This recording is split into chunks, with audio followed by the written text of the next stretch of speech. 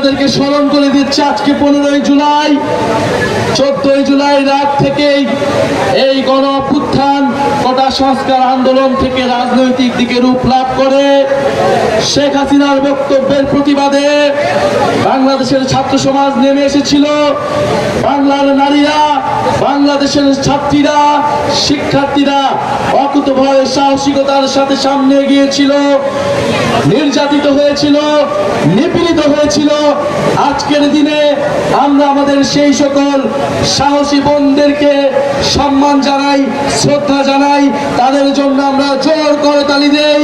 করতালির মাধ্যমে আজকের এই 15ই জুলাইয়ের নারীদেরকে আমরা সশস্ত্র সালাম জানাই। আজকের এই 15ই জুলাই থেকে আমাদের এই আন্দোলন গণ অভ্যুত্থানের দিকে যাত্রা নিয়েছিল। আমরা সেই গণ অভ্যুত্থানকে ধারণ করে নতুন বাংলাদেশ বিনির্মাণে, গণতান্ত্রিক বাংলাদেশ বিনির্মাণে, ইনসাফের বাংলাদেশ বিনির্মাণে, ন্যায় ও দলদের বাংলাদেশের বিনির্মাণে শপথবদ্ধ হই। ভোলাবাসী কি শপথ নিচ্ছে? নতুন বাংলাদেশের জন্য শপথ হবে, ভোলার উন্নয়নের জন্য শপথ হবে, মর্যাদাবান ভোলার তৈরিতে শপথ হবে। ইনকিলাব ইনকিলাব, এনসিপি এনসিপি, ক্ষমতা না জনতা, ইয়া প্রশ্ন সংগ্রাম, দালালি না রাজপথ। তুমি কে আমি কে, রাজাকার রাজাকার, কে বলেছে কে বলেছে? তুমি কে আমি কে, কে বলেছে কে বলেছে? সুপ্রিয় ভোলাবাসী, আজকে জুলাই পদযাত্রার 15তম দিনে আমরা উপস্থিত হয়েছি আপনাদের জুলাইয়ে। আমরা উপস্থিত হয়েছি বাংলাদেশের একমাত্র দ্বীপ জেলা ভোলায়, এবং এই সংগ্রামী জাতি সবচেয়ে বড় সংগ্রামের কান্ডারি এই জেলা ভোলা। কারণ ভোলা জেলায় মাত্র একদিন লেগেছে স্বৈরাচারী ফ্যাসিস্টকে বিদায় করতে, এবং তারা কোন দ্বিধা দেখায়নি এই ফ্যাসিস্ট কাঠামোকে উপড়ে ফেলার জন্য নিজেদের সক্ষমতা প্রমাণ করতে।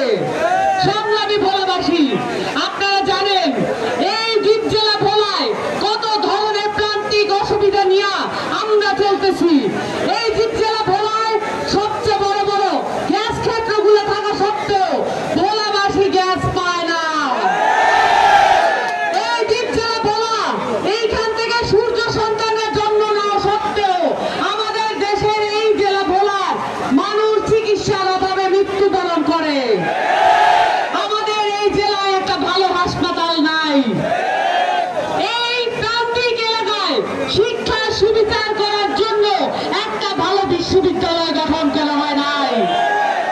সুপ্রিয় ভোলাবাসী, আমাদের এই দেশ পুনর্গঠনের জন্য প্রত্যেকটা জেলায় আলাদা আলাদা রকমের চরিত্র এবং বৈশিষ্ট্য আছে, কিন্তু ভোলার যে বৈশিষ্ট্য, আপনাদের যে নদী বাহুমালটা, এইটাকে রাজনীতি হিসেবে কোনো দল কোনোদিন গ্রহণ করে নাই।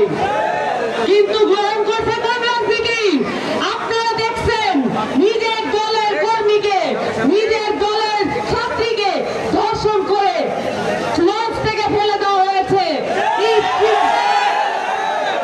ঈপ্সিতার জন্য আমাদের জন্য যেই মর্মবেদনা আছে, সেই মর্মবেদনা এই বিএনপি ছাত্র দলের নেতা কর্মীদের নাই।